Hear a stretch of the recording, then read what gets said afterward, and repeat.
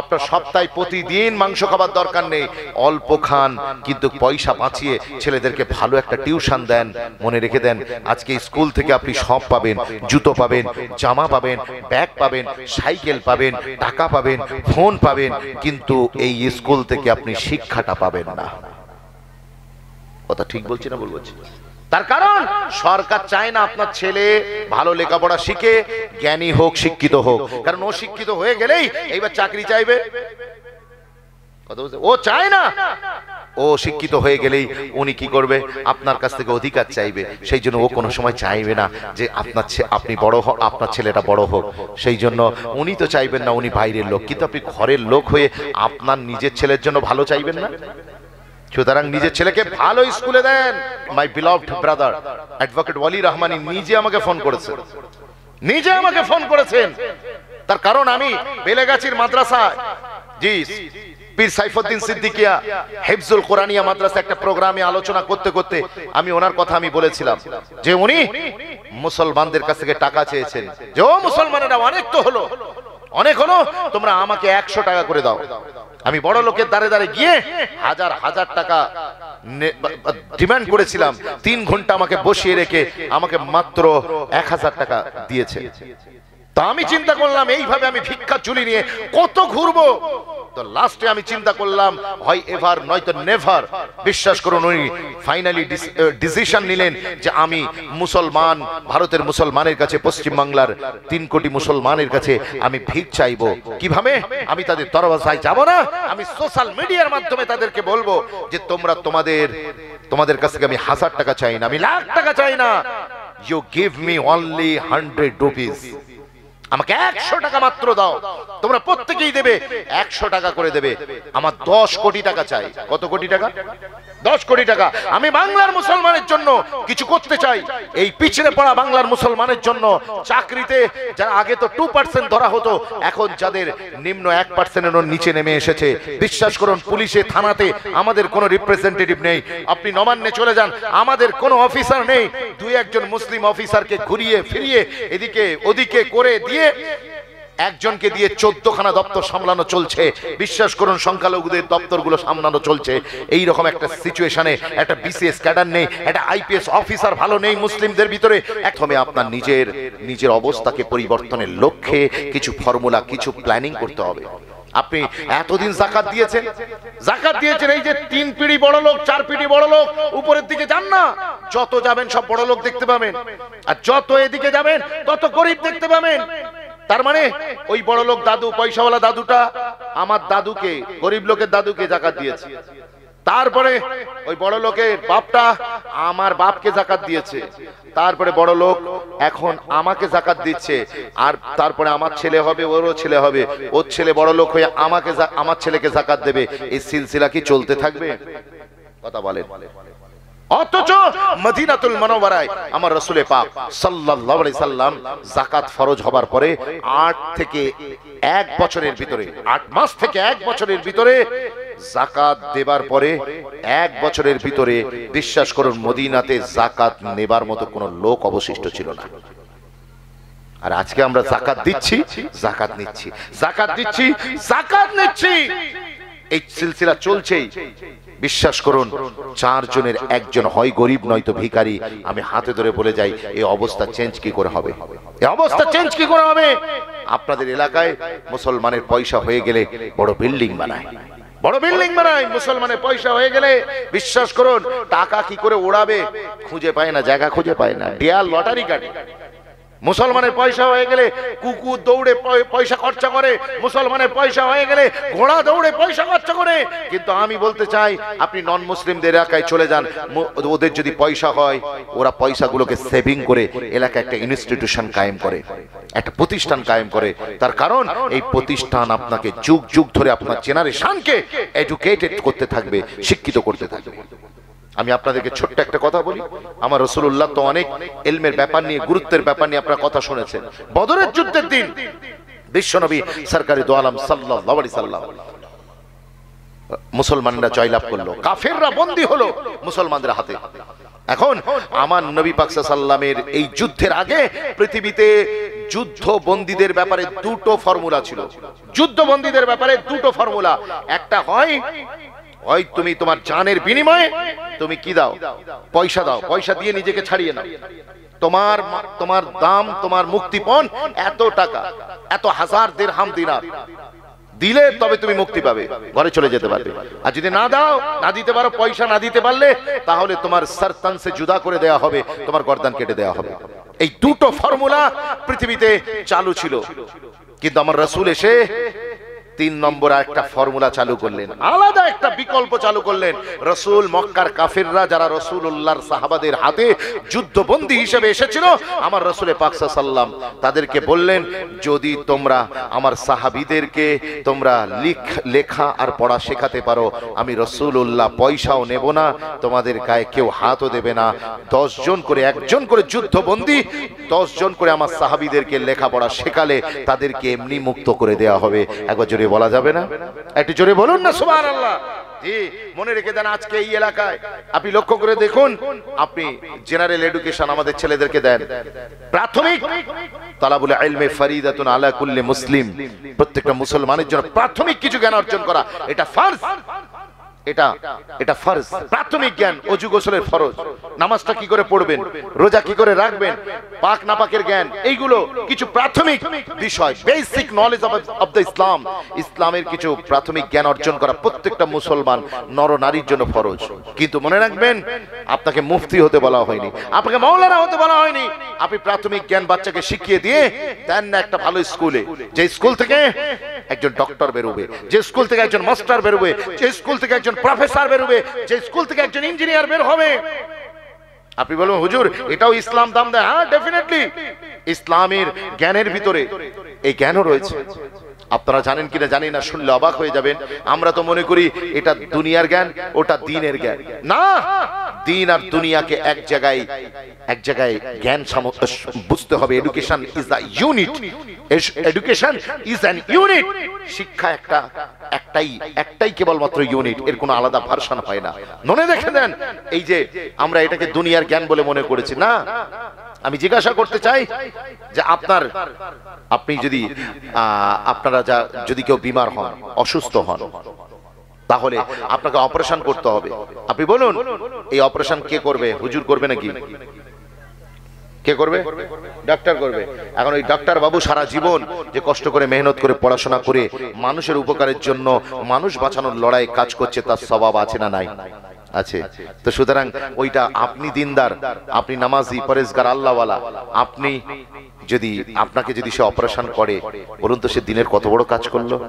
একজন আলেমে দিনের যদি অপারেশন করে দেয়, করে তার যদি জান বেঁচে যায় আল্লাহর রহমতে ওই অপারেশনের ওসিলায়, তাহলে আপনার কত বড় সমাজের কাজ হলো। এবার আসুন, আমরা বাপ মারা যাবার পরে আমাদের সম্পত্তি বন্টন হয় কিনা, মিরাজ বন্টন হয় কিনা? মিরাজ বন্টন হওয়ার সময় আপনারা জানেন যে রাসূল বলেছেন বাপ কত পাবে, ছেলে যদি মারা যায় মা কত পাবে, তার স্ত্রী কত পাবে, এগুলো সব শরীয়তে বলা আছে। কিন্তু আমি জিজ্ঞাসা করতে চাই, এই ভাগটা আপনারা করবেন কি করে? এই ভাগ করে দেওয়া, প্রত্যেককে বুঝিয়ে দেওয়া, এটা একটা ইবাদত, এটা একটা সওয়াবের কাজ। কিন্তু আমি বলি এটা করবেন কি করে, কোন সূত্রে ফেলে করবেন? এটা নিশ্চয়ই করতে গেলে আপনাকে অঙ্ক জানা লাগবে, ম্যাথমেটিক্স জানা লাগবে। তো ম্যাথমেটিক্স কে অঙ্ক নিয়ে যে ছেলেটা মাস্টার্স করছে, তাকে কেন আপনি ভাবছেন যে দুনিয়া শিখছে? না, ও দুনিয়া শিখে যদি দ্বীনের কাজে লাগে তাহলে এটা বিরাট ব্যাপার। ওই সময় আল্লামা ইবনে আবিদিন শামী রাহমাতুল্লাহ তিনি লিখেছেন তার ফতোয়ার কিতাবে মুকদ্দমাতে, তিনি লিখেছেন যে একটা এলাকায় একটা মুফতি থাকা এটা যেমন ফরজে কিফায়া, সাথে সাথে একজন যোগ্য ডক্টর থাকা এটাও ফরজে কিফায়া। জোরে বলুন, বিশ্বাস করুন। কারণ মুফতি সাহেব তিনি ফতোয়া দেবেন, আর ডক্টর বাবু সার্জেন তিনি রোগীর জান বাঁচাবে, জান বাঁচানোর কাজে সহযোগিতা করবেন। অ্যাকচুয়ালি আল্লাহই তো জান বাঁচান, এটা তো ওসিলা মাত্র। নাম্বার 2, দ্বিতীয় নম্বর, একটা এলাকায় একটা হাফেজে কোরআন থাকা যেমন ফরজে কিফায়া, সাথে সাথে একজন ইঞ্জিনিয়ার থাকাও ফরজে কিফায়া। তার কারণ হাফেজ সাহেব তিনি আল্লাহর কোরআনকে সিনায় হেফাজত রাখবেন, আর ইঞ্জিনিয়ার সাহেব তিনি এলাকার বিল্ডিং গুলোকে হেফাজত করবে। কথা বলে না। তো সুতরাং এই যে পেশাগুলো, এগুলো দরকার। সবাই যদি আলেম হয়ে যায়, সবাই যদি হাফেজ হয়ে যায়, সমাজ চলবে কি করে, দেশ চলবে কি করে? মনে রেখে দেন, সেই জন্য নিজের ছেলেদেরকে ছোট্টবেলায় আল্লাহর দ্বীনের জ্ঞান দিয়েই আপনারা সরাসরি মাদ্রাসা থেকে প্রাথমিক জ্ঞান দিয়ে দেন। তারপরে যদি মনে উম্মিদ থাকে আমি আলেম করব, আলাদা কথা, বড় মাদ্রাসায় পাঠিয়ে দেন। আর যদি সেটা না উদ্দেশ্য থাকে যে ডক্টর করবেন, you can do it. Islam allow you, আপনাকে ইসলাম অনুমতি দিচ্ছে, আপনি আপনার বাচ্চাকে ডক্টর করুন, কিন্তু প্রাথমিক ওই যে দ্বীনের সামান্য জ্ঞানটা শিখিয়ে দিয়ে এইবার ডক্টর করুন, মাস্টার করুন, প্রফেসর করুন, ইঞ্জিনিয়ার বানান, ছেলেদেরকে সায়েন্টিস্ট বানান। মনে রেখে দেন, ছেলেদেরকে স্কুলে পড়ান, তবে জাতি উন্নতি হবে। ভালো কলেজে দেন, নিজেরা কম খেয়ে আপনার সপ্তাহে প্রতিদিন মাংস খাবার দরকার নেই, অল্প খান, কিন্তু পয়সা বাঁচিয়ে ছেলেদেরকে ভালো একটা টিউশন দেন। মনে রেখে দেন, আজকে স্কুল থেকে আপনি সব পাবেন, জুতো পাবেন, জামা পাবেন, ব্যাগ পাবেন, সাইকেল পাবেন, টাকা পাবেন, ফোন পাবেন, কিন্তু এই স্কুল থেকে আপনি শিক্ষাটা পাবেন না। কথা ঠিক বলছি না ভুল বলছি? তার কারণ সরকার চায় না আপনার ছেলে ভালো লেখাপড়া শিখে জ্ঞানী হোক, শিক্ষিত হোক। কারণ ও শিক্ষিত হয়ে গেলেই এইবার চাকরি চাইবে, ও চায় না। ও শিক্ষিত হয়ে গেলেই উনি কি করবে, আপনার কাছ থেকে অধিকার চাইবে। সেই জন্য ও কোনো সময় চাইবে না যে আপনি বড় হোক, আপনার ছেলেটা বড় হোক। সেই জন্য উনি তো চাইবেন না উনি বাইরের লোক, কিন্তু আপনি ঘরের লোক হয়ে আপনার নিজের ছেলের জন্য ভালো চাইবেন না? সুতরাং নিজের ছেলেকে ভালো স্কুলে দেন। আপনারা ফ্রি খোঁজেন কোন মাদ্রাসায় ফ্রিতে বোর্ডিং এ থাকা যাবে। বিশ্বাস করুন, মাদ্রাসায় যে ছেলেগুলোকে পাঠায়, যে এলাকার ভিতরে আপনাদের পশ্চিম নারায়ণপুরের সবচেয়ে ধনী লোকটা, সে যদি নিজের ছেলেকে মাদ্রাসায় পাঠায়, পাঠানোর সময় ওস্তাদেরা জিজ্ঞেস করে যে মান্থলি কত টাকা বিল কাটবো বলুন আপনার ছেলের জন্য, ও তখন বলে যে আমি তো গরিব মানুষ। ওখানে গিয়ে গরিব হয়ে যায়। মুসলমান শিক্ষার পিছনে গিয়ে গরিব হয়ে যায়, আর কুকুর রেসে ঘোড়া দৌড়ে এদের টাকার ফোয়ারা উঠে যায়। বিশ্বাস করুন, পার্টির চাঁদায় একেবারে সম্পত্তির পুরো মুখ খুলে দেয়, আলমারির চাবি খুলে দেয়। মনে রেখে দেন, বিয়ের দিন হুড খোলা গাড়ির উপর থেকে টাকা ছড়ানোর বেলায় মুসলমান প্রস্তুত আছে, কিন্তু মনে রাখবেন মুসলমান শিক্ষার জায়গায় ব্যয় করতে চায় না। তাই হাতে ধরে বলি, মুসলমান 12,000 লাখ টাকা দিয়ে বুর্জ খলিফা বানাবে। মুসলমান 12,000 লাখ টাকা দিয়ে Burj Khalifa, Dubai Burj Khalifa বানাবে, কিন্তু দুবাইয়ের শেখ তিনি একটা কোটি কোটি টাকা দিয়ে একটা উন্নত মানের বিজ্ঞান গবেষণাগার বানাতে পারে না। এটাই তো আফসোসের বিষয়। আমাদের মুসলিম শাসকরা তারা অনেক কিছু করেছে, তাদের খিদমত করেছেন, কিন্তু তাদের কাছে আমাদের একটা প্রশ্ন, তারা একটা বড় কেন ইসলামিক ইউনিভার্সিটি বানালেন না? বড় একটা দেশের জন্য কাজ করার জন্য একটা উচ্চমানের বিদ্যালয় কেন বানালেন না? তাজমহল বানালেন, লালকেল্লা বানালেন, কুতুব মিনার বানালেন, এগুলো বানাতে কোনো অসুবিধা নেই, কিন্তু তারপরেও আপনি দেশের মানুষের উন্নতির জন্য, মুসলমানদের এডুকেশনের জন্য আপনারা কেন খেয়াল করেননি? ইংরেজরা এসে 1780 সালে কলকাতায় sir general governor sir Warren হেস্টিংসের জামানায়, ওয়ারেন হেস্টিংস তিনি 1717-18 তিনি কলকাতা আলিয়া মাদ্রাসা প্রতিষ্ঠা করেছিলেন সরকারি তত্ত্বাবধানে। তার আগে যে সমস্ত এলাকায় মাদ্রাসা ছিল ওগুলোর নাম কেউ আসতে ছিল। জি, অ্যাডামসের রিপোর্ট বলছে ইংরেজরা যখন এই দেশে পলাশির পরে, after the battle of Palashi, জি 1757 1757 সালে পলাশির যুদ্ধের পরে, জি মনে রেখে দেন, ওই যুদ্ধের পরে হাত যখন বদল হয়ে গেল, ক্ষমতা বদল হলো, তখন মুসলমানদের বিশ্বাস করুন হাতে মাদ্রাসার সংখ্যা, মক্তবের সংখ্যা কত ছিল জানেন?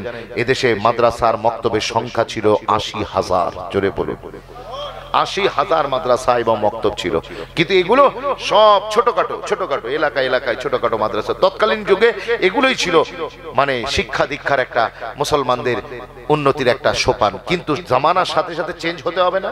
এই জোরে বলেন, চেঞ্জ হতে হবে না?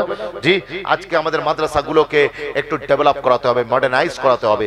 আমরা যারা স্কুলে পড়ি, এই স্কুল থেকে আমাদের ভালো বেটার স্কুল কোথায় আছে দেখতে হবে। তার জন্য যদি 2 পয়সা খরচা হয় কোনো সমস্যা নেই, কোনো সমস্যা নেই, কষ্ট করুন নিজেদের ছেলেদের জন্য।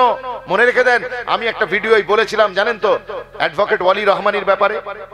আপনারা হয়তো ভাইরাল হয়েছে ভিডিও, আপনারা দেখেছেন, আমাদের মিডিয়ার মাধ্যমে আপনাদের কাছ পর্যন্ত পৌঁছেছে।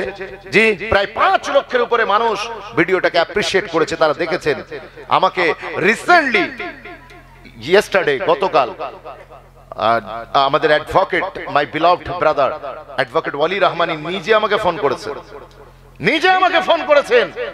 তার কারণ আমি বেলেগাছির মাদ্রাসা, জি পীর সাইফুদ্দিন সিদ্দিকিয়া হিফজুল কোরআনিয়া মাদ্রাসা একটা প্রোগ্রামে আলোচনা করতে করতে আমি ওনার কথা আমি বলেছিলাম যে উনি মুসলমানদের কাছ থেকে টাকা চেয়েছেন, যে ও মুসলমানেরা অনেক তো হলো, অনেক হলো, তোমরা আমাকে 100 টাকা করে দাও।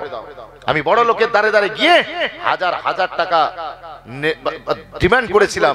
3 ঘন্টা আমাকে বসিয়ে রেখে আমাকে মাত্র 1000 টাকা দিয়েছে। তা আমি চিন্তা করলাম এইভাবে আমি ভিক্ষা চুলি নিয়ে কত ঘুরবো। তো লাস্টে আমি চিন্তা করলাম হয় এভার নয়তো নেভার। বিশ্বাস করুন উনি ফাইনালি ডিসিশন নিলেন যে আমি মুসলমান, ভারতের মুসলমানের কাছে, পশ্চিম বাংলার 3 কোটি মুসলমানের কাছে আমি ভিক চাইবো। কিভাবে? আমি তাদের দরওয়াজায় যাব না, আমি সোশ্যাল মিডিয়ার মাধ্যমে তাদেরকে বলবো যে তোমরা তোমাদের কাছ থেকে আমি 1000 টাকা চাই না, আমি লাখ টাকা চাই না, you give me only 100 rupees, আমাকে 100 টাকা মাত্র দাও। তোমরা প্রত্যেকেই দেবে 100 টাকা করে দেবে। আমার 10 কোটি টাকা চাই। কত কোটি টাকা? 10 কোটি টাকা। আমি বাংলার মুসলমানের জন্য কিছু করতে চাই।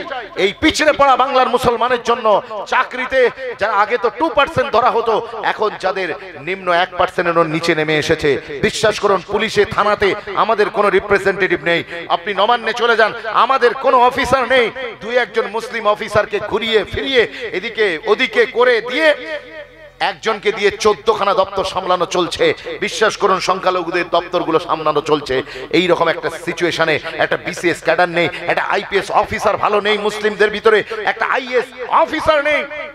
বিশ্বাস করুন তিনি মনে তামান্না করেছিলেন যে আমি মুসলিম ছেলেদেরকে লেখাপড়া শিখিয়ে একটু সমাজের, আমাদের কমিউনিটিকে একটুখানি গ্রো করাবো।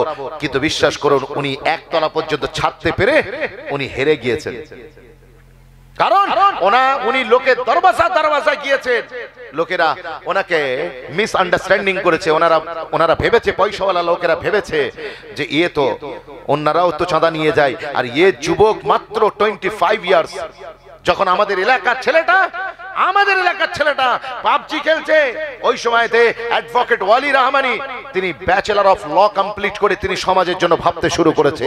মাত্র 16 বছর বয়স থেকে তিনি এই মুসলিম সমাজ, বাঙালি মুসলমানদের জন্য কি হবে না হবে, এই বাঙালিরা এত পিছিয়ে কেন? আপনি কলকাতায় চলে যান, এই বাংলা সার্জমিন মাত্র 2% হিন্দু, আপনার 2% উর্দু ভাষী মানুষ রয়েছে। উর্দু ভাষী তাদের জন্য কত ইনস্টিটিউশন, কত তাদের শিক্ষার সুযোগ, কিন্তু বাঙালি মুসলমানদের জন্য সুযোগ কোথায়? আপনি চলে যান কেরলে, চলে যান, সেখানে মুসলমানরা শিক্ষা দীক্ষায় কত ডেভেলপ করেছে। আপনি হায়দ্রাবাদে চলে যান, সেখানে ওয়াইসি ব্রাদার্সরা কি ডেভেলপমেন্ট করেছে মুসলমানদের জন্য। তার সঙ্গে নন মুসলিমরাও তাদের প্রতিষ্ঠানে পড়ছে। কিন্তু বাঙালি একমাত্র মুসলমান জাতি, এই জাতি জেগে ঘুমাচ্ছে, এখন এর ঘুম ভাঙেনি। এ খালি ভোট আর ঝান্ডা নিয়ে লড়াই করে বেড়াচ্ছে। বিশ্বাস করুন সেইখান থেকে একজন নওজোয়ান নসল, আমার প্রিয় ভাই, মাই বিলভড ব্রাদার অ্যাডভোকেট ওয়ালি রহমানি, তিনি ময়দানে উঠে দাঁড়িয়ে তিনি 16 বছর থেকে জাতির জন্য ভাবা শুরু করেছিলেন। আর এই 25 বছরে এসে তিনি 100 ইয়েতিম বাচ্চাকে, যাদের কেউ নেই, তাদেরকে তুলে এনেছেন, তাদেরকে সমাজের মূল স্রোতে ফেরাবেন। তাদের কোনো বাপ নেই, কিন্তু ওয়ালি রহমানি তাদের বাপ। জোরে বলুন, আরো জোরে বলবেন না সুবহানাল্লাহ। ফ্রিতে এডুকেশন দিচ্ছে, তবে ওই ইয়েতিম খানার মতো একদিকে খানা পড়ে থাকবে আর একদিকে নোংরা পড়ে থাকবে, ওটা নয়। বরং স্ট্যান্ডার্ডিটি মেইনটেইন করে, বিশ্বাস করুন স্ট্যান্ডার্ডিটি মেইনটেইন করে, স্ট্যান্ডার্ডিটি মেইনটেইন করে কোয়ালিটি এডুকেশন দেবার জন্য তিনি মানুষের দ্বারে হাত পেতেছিলেন যে আপনারা আমাকে দেন, আমি সমাজের জন্য, পশ্চিম বাংলার মুসলমানদের জন্য কিছু করতে চাই। কিন্তু বিশ্বাস করুন সমাজ সাড়া দেয়নি। কারণ আমি আগেই বলেছি, মুসলমানের পয়সা হলে বিরিয়ানির দোকান খুলবে, মুসলমানের পয়সা হলে হোটেল করবে, মুসলমানের পয়সা হলে রেস্টুরেন্ট খুলবে, কিন্তু মুসলমান কোনো ইনস্টিটিউশন কায়েম করবে না। আর পরে কান্নাকাটি করবে, সরকারকে দোষ দেবে। আমি বলি উমর ভর গরিব यही ভুল করতা রহা, ধুল চেহারে পে থে और हम आईना सब करता रहा। সারা জীবন কবি গালিব একটাই ভুল করেছে, ধুলো নিজের চেহারায় ছিল, ও খালি আয়না পরিষ্কার করেছে। আজকে মুসলমানের অবস্থাই যে আমরা আয়না পরিষ্কার করছি, আমরা অন্যকে দায়ী করছি, অন্যর দিকে আমরা লক্ষ্য করছি, কিন্তু আমাদের নিজেদের দিকে তাকান। মুসলমান আল্লাহ তোমাদের কম দেয়নি, মেটিয়াপুরুষের মুসলমানদের কম দিয়েছে, আমাদের হাওড়া জেলার লোকেদের কম দিয়েছে। বিশ্বাস করুন আপনাদের 24 পরগনার লোকেদের আল্লাহ পয়সা কম দিয়েছে। কিন্তু না, আমাদের মুসলমানের ওসব ধান্দা নেই। এ পয়সা পেয়েছে, প্রতি বছর যাকাত দিচ্ছে, সব মাদ্রাসায় 100 করে টাকা কাটো, বিল কাটো। এই 100 টাকা নিয়ে ওই মাদ্রাসার কিছু হবে? ও সমাজ দাঁড়াতে পারবে না। বিশ্বাস করুন, আপনার এলাকার ছেলেটাকে ধরুন, যার কেউ নেই, সে যদি যাকাতের মুস্তাহিক হয়, তাহলে তাকে বলুন যে আমি তোমাকে খরচা দিলাম, আমি তোমাকে টাকা দিলাম, তুমি আমার সারা বছরের যে যাকাত হয় 50 হোক 1 লাখ হোক, আমি তোমার পিছনে খরচা করব, তোমাকে আমি কোয়ালিটি এডুকেশন দিয়ে সমাজের মূল স্রোতে ফিরিয়ে আনবো। জোরে বলুন না সুবহানাল্লাহ। কিন্তু আমরা তা করি না, আমরা তা করি না। আমরা সবাইকে 100 টাকা করে দিই, ফলে সবাই গরিব থাকে। আর প্রতি বছরই আমি যাকাত দিই, কিন্তু আমার যাকাত সমাজের কোনো কাজে আসে না। আরো একটা মনে রাখবেন বিষয়, আমরা মনে করি যাকাত দিয়েছি পয়সাওয়ালারা, ব্যাস আমার খতম হয়ে গিয়েছে। মনে রাখবেন, যাকাত মাল কা মেল হ্যায়। যাকাত কি মালের ময়লা। আমরা মনে করি কি, ময়লা কোথায় ফেলেন? ডাস্টবিনে। তো ময়লা কোথায় ফেলেন? ডাস্টবিনে ফেলেন। আমাদের বড় লোকরা, আমাদের চৌধুরী সাহেবরা, আমাদের খান সাহেবরা, আমাদের बड़ेरा लोग, पठान लोग, चौधरी लोग, मालदार लोग समझते हैं कि हम ज़कात के माल से एक कौम के मुस्तकबिल को हम बनाऊंगा। ये हरगिज़ नहीं होने वाला, क्योंकि मैल में कीड़ो मकोड़े रहते हैं, मगर याद रखना, उस कीड़ो मकोड़े के सरजमीन में कोई इंस्टीट्यूशन कायम नहीं होता। বিশ্বাস করুন, আপনি ডাস্টবিনে ময়লা যেখানে উৎপন্ন হয়, ওখানে পোকামাকড় তৈরি হয়, ওখানে কোনো মানুষ তৈরি হয় না। মানুষ যদি বানাতে চান, যাকাতের বাইরে গিয়ে যাকাত যা দিচ্ছেন দেন, গরিবের হকটা গরিবকে বুঝিয়ে দেন। সাথে সাথে অন দ্য সেম টাইম আপনি আপনার নিজের যে পয়সাগুলো বেঁচে আছে, ওখান থেকে মূল পয়সা থেকে আপনি গরিবের ছেলেদেরকে লেখাপড়া শেখান। এই তো মাধ্যমিক চলে গেল, উচ্চ মাধ্যমিক উত্তমাদি চলছে, মাদ্রাসা বোর্ড আলিম ফাজিল কমপ্লিট হয়েছে। কত ছেলে মেয়ের পড়াশোনা বন্ধ হয়ে যাবে শুধু পয়সার অভাবে। বাপ বলবে আর পড়তে হবে না, কাজে বস, কাজে বস। আমি এলাকার বড় লোকদের বলে যাই, আপনি একটা ছেলেকে শেখান, ছেলেকে বলুন তোকে চিন্তা করতে হবে না, তোর বাপকে বলে দিবি যে চাচা আমার দায়িত্ব নিয়েছে, জি কাকা আঙ্কেল আমার সব দায়িত্ব নিয়ে নিয়েছে, তোমাকে চিন্তা করতে হবে না, আমি পড়বো, আমার খরচ আমি আমার চাচা জান দেবে বলেছে, টেনশন নেবার কোনো কারণ নেই। বিশ্বাস করুন, একজনকে একটা সারা বছরের খরচা আপনারা ব্যবস্থা করে দিন, সে তার বাপের বাড়ি থাকুক না, তার বাপের কাছে খাক, কিন্তু আপনি তার লেখাপড়ায় যা খরচা হবে আপনি তাকে দিন। মনে রাখেন, মুসলমান একটা টুথপেস্ট কিনতে গেলেও না, টুথপেস্ট কিনতে গেলেও, একটা সুচ কিনতে গেলেও, একটা ব্রাশ কিনতে গেলেও আপনি ট্যাক্স দেন। কথা বলেন, ট্যাক্স দেন কিনা? ট্যাক্স দেন। আপনার ট্যাক্সে সরকার চলে, সবার ট্যাক্সে গভর্নমেন্ট চলে, কিন্তু মনে রাখবেন সরকার যে ফ্রিতে এডুকেশন দিচ্ছে, এটা ওই আপনার ট্যাক্সের বিনিময়ে আপনার বাচ্চাকে ফিরিয়ে দেবার কথা ছিল সরকারের। একটা এমবিবিএস ডাক্তার কলকাতায় গভর্নমেন্টে যদি চান্স পায়, যদি নিট দিয়ে যদি সে চান্স পেয়ে যায়, তাহলে বিশ্বাস করুন, বিশ্বাস করুন, যদি চান্স পেয়ে যায় না, তাহলে আর কোনো চিন্তা নেই। 50 লক্ষ থেকে 75 লক্ষ টাকা খরচা সরকারের ওই ছেলেটার পিছনে সরকারই বহন করবে।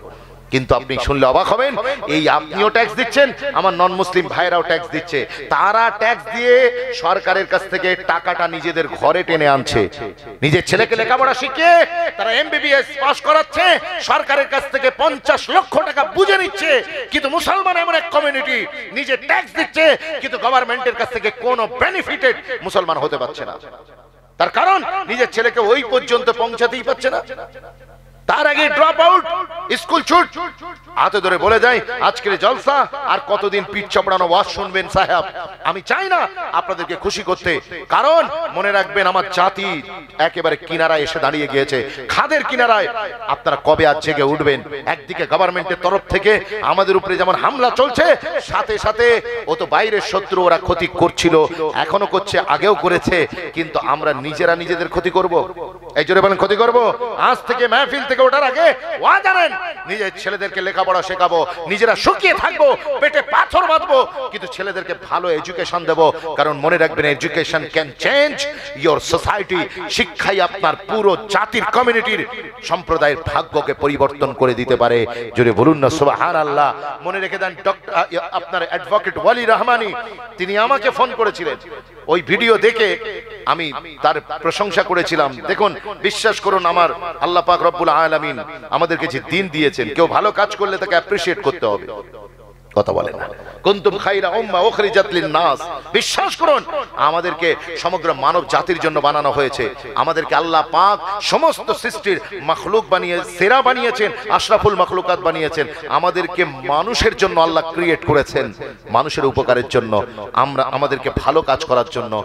বিশ্বাস করুন যে ভালো কাজ করবে, আমি নিজে যদি নাও করতে পারি, আমি অ্যাপ্রিসিয়েশন করতে পারবো কি পারবো না? কথা বলেন, আমি পারবো না?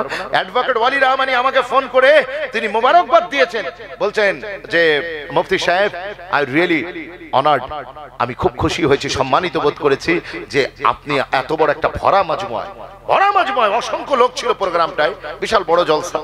কথা বুঝতে হয়েছে, একটা হিস্টোরিক্যাল প্রোগ্রাম ছিল। তো আমি সেখানে তার কথা মেনশন করেছিলাম যে 100 টাকা করে মুসলমানদের কাছ থেকে ডিমান্ড করেছিলেন, আর মুসলমানেরা তাকে বিশ্বাস করে তার খুলুসিয়াত দেখে তাকে দিয়েছিলেন কারা? চৌধুরী সাহেব নয়, জি মুসলমানের ভিতরে আল্লাহ এত পয়সা দিয়েছিলেন। আজিম প্রেমজি লকডাউনের সময় সরকারের কোষাগারে কোটি কোটি হাজার কোটি টাকা তিনি দান করেছেন। আজিম প্রেমজি মুসলমান ব্যবসায়ী, কিন্তু বিশ্বাস করুন এই কমিউনিটি ওই টাকা মুসলমানের কাছে এসছে, যদি বলেন এসছে, ঠিক জায়গায় দিতে পারেন। ওই সরকারকে দিচ্ছে কেন? সরকার কাছ থেকে পাবে কিছু, ওই ধান্দায় দিচ্ছে, সরকারি কোষাগারে জমা দিচ্ছে। এই কমিউনিটি ডুবে যাচ্ছে। আর আমাদের এলাকার লোক তারা কি করছে? তারা আপনার কি বলে, খালি হোটেল খুলছে, খালি বড় বড় বিল্ডিং বানাচ্ছে। কথা বুঝতে পেরেছে? হাতে ধরে বলে যাই ওয়ালি রহমানির মতো ছেলের দরকার আছে, ওয়ালি রহমানির মতো নওজোয়ান নসল দরকার আছে, যারা এই জাতির জন্য ভাববে। এই পশ্চিম বাংলার বাঙালি মুসলমানদের দুর্ভাগ্য একটাই, এই জাতির ভিতরে আল্লাহ যাদের পয়সা দিয়েছে তাদের বিদ্যা বুদ্ধি কিছুই দেননি, আর আল্লাহ যাদের বিদ্যা বুদ্ধি দিয়েছেন তাদের পয়সা দেননি। তার স্বপ্ন আছে, তার ড্রিমস আছে, কিন্তু বিশ্বাস করুন সেই ড্রিমস কে যে ইউটিলাইজ করবে, সেই ইউটিলাইজ করার মতো তার কাছে কোনো অপশন নেই। কিন্তু ওয়ালি রহমানী মানুষের কাছ থেকে টাকা চাইলেন 100 টাকা করে। 10 দিনের ভিতরে 10 কোটি টাকা বাংলার মুসলমানেরা ওয়ালি রহমানীর অ্যাকাউন্টে জমা দিয়েছে। জোরে বলুন না সুবহানাল্লাহ। তো সুতরাং আপনারাই তো দিয়েছে, আপনাদের মতো ভ্যানওয়ালা দিয়েছে, টোটোওয়ালা দিয়েছে, রিকশাওয়ালা দিয়েছে। অথচ পশ্চিম বাংলায় করোড়পতিরা রয়েছে, বড় পয়সাওয়ালা রয়েছে, শিল্পপতি রয়েছে। তারা যদি চাইতো তারা ওয়ালি রহমানীকে বলতো বেটা তুই খামোশ হো যা, हम खड़े हैं तेरे साथ, তোকে 100 টাকা করে চাইতে হবে না, আমি তোর পাশে আছি, তুই এগিয়ে যা, তোর কত টাকা লাগবে বল, আমি তোর পাশে আছি, কারণ তুই কমিউনিটির জন্য কাজ করছিস। বিশ্বাস করুন তাকে 100 টাকা করে ভিক চাইতে হয়েছে। বেওয়া মা তিনি তার টাকা জমানো টাকা থেকে, বিধবা মাও নিজে জমানো টাকা থেকে তিনি 100 টাকা ওয়ালি রহমানীর অ্যাকাউন্টে জমা দিয়েছেন। প্রতিদিন 1 কোটি টাকা করে তার অ্যাকাউন্টে ঢুকেছে। আমি যখন এই লেকচার দিয়েছি এত পরিমাণে এই ভিডিও মানুষ দেখেছে। ওয়ালি রহমানী সাহাব তিনি আমাকে ফোন করে কংগ্রেচুলেট দিচ্ছেন, আর সাথে সাথে আমাকে বলছেন बहुत सारे लोग मुझको आपका वीडियो भेजा, मैंने ये समझा कि आपने मेरा जिक्र किया, इसीलिए आपका शुक्रिया अदा करना मेरे लिए जरूरी है। বিশ্বাস করুন তিনি বলছেন যে আপনি যে কথাগুলো ভিডিওতে বলেছেন একটাও আপনি বাড়তি কথা বলেননি, ঠিক ওই রকমটাই ঘটেছে আমার সাথে। আমি 10 দিনে 10 কোটি টাকা আল্লাহ পাক আমার অ্যাকাউন্টে, মুসলমানদের প্রত্যেকটা অ্যাকাউন্ট থেকে 100 টাকা করে কেটে কেটে আল্লাহ আমার অ্যাকাউন্টকে দিয়ে ভরিয়ে দিয়েছেন। জোরে বলুন না সুবহানাল্লাহ। এই ধরনের যুবকদের পাশে দাঁড়ান, এরা কাজ করতে চাইছে সমাজের জন্য, এরা সমাজের জন্য কাজ করতে চাইছে। আপনাদের এলাকায় যদি কোনো কেউ গ্রাজুয়েট ছেলে থাকে, যদি কেউ মাস্টার্স ছেলে থাকে, তাহলে সেও আগিয়ে আসুক, জুড়ে যান একে অন্যের সাথে। বাঙালি মুসলমানদের সবচেয়ে দুর্ভাগ্য হচ্ছে এদের কারোর সাথে কারোর কোনো যোগাযোগ নেই, কারোর সাথে কারোর কোনো যোগাযোগ নেই, এক প্রতিষ্ঠানের সাথে আরেক প্রতিষ্ঠানের কোনো চেন নেই। কিন্তু এটা আমার উর্দু ভাষী মুসলমানরা, তারা কিন্তু একে অন্যের প্রতিষ্ঠানের সাথে জুড়ে আছে। কিভাবে তাদের প্রতিষ্ঠানকে এগিয়ে নিয়ে যাবে? মাত্র 2% উর্দু ভাষী আমার মুসলমান ভাই, তারাও আমার ভাই, কিন্তু আমার দুঃখ আপনাদের জন্য। তারা উন্নতি করছে, আল্লাহ আরো তাদের উন্নতি করার তৌফিক দিক, কিন্তু দুঃখ আপনাদের জন্য। আপনারা বাংলার মুসলমান, খালি আপনারা হোটেল করছেন, বিরিয়ানির দোকান করছে, চাপের দোকান করছে, রোলের দোকান করছে, খালি খাচ্ছে সকাল থেকে রাত পর্যন্ত। এই জাতি ডুবে যাচ্ছে। আপনি বলবেন আরিফুর ভাই আপনি এত বড় কথা বলছেন, হ্যাঁ আপনি সুবহানাল্লাহর ওয়াজ করতে পারছেন না, না আমার দ্বারা হবে না। তার কারণ হচ্ছে আমার জাতি পুরো কিনারায় দাঁড়িয়ে গিয়েছে, কিনারায় দাঁড়িয়ে গিয়েছে। মনে রাখবেন कैंसर के मरीज को कभी बुखार की दवा नहीं दी जाती। যে রোগীটা ক্যান্সারের রোগী হয়ে যায় তাকে জ্বরের ওষুধ দিলে কাজ হয় না। কি ও কথা ঠিক বলছি না ভুল বলছি? সুতরাং আজকে আমাদের বাঙালি মুসলিম সমাজে ক্যান্সারের রোগ ধরে গিয়েছে। আসুন না, এই রোগকে নির্মূল করতে গেলে আপনাকে অপারেশন করতে হবে। আমি এই যা কিছু বললাম আমি দর্দে দিল নিয়ে বললাম। জি বিশ্বাস করুন, আমি আপনাদের খিদমতে যা বললাম দর্দে দিল নিয়ে বললাম। আপনারা এই ওয়ালি রহমানের মতো যুবকদের দরকার আছে। আসুন, এগিয়ে আসুন, সমাজ আপনাকে অ্যাপ্রিসিয়েট করবে। এখনো সমাজ পুরোপুরি খারাপ হয়ে যায়নি। এই অন্ধকারে আপনাকে চারাগ জ্বালাতে হবে, শিক্ষার আলো জ্বালালে আজকে গভর্নমেন্টকে কে এলো কে গেল আমাদের দেখার দরকার নেই। আমাদের ছেলেরা এদেশে চাকরি না পাক, বিদেশ থেকে বিশ্বাস করুন মাইক্রোসফট, এলন মাস্ক থেকে শুরু করে নিয়ে বিভিন্ন কোম্পানি, ইন্টারন্যাশনাল কোম্পানি আমাদের ছেলেদেরকে ডেকে নিয়ে যাবে। তো চিন্তা নেই, আপনি আপনার ছেলেকে কাবিলে কবুল তো বানান, ছেলেকে যোগ্য করুন। আল্লাহ যেন আমাদের বোঝার তৌফিক দান করেন। বলেন আল্লাহুম্মা আমিন। একটু জোরে বলবেন আল্লাহুম্মা আমিন। মুহাব্বতে দরুদ শরীফ আল্লাহুম্মা সাল্লি আলা, একটু জোরে জোরে পড়েন না। ওয়া আলা আলি সাইয়্যিদিনা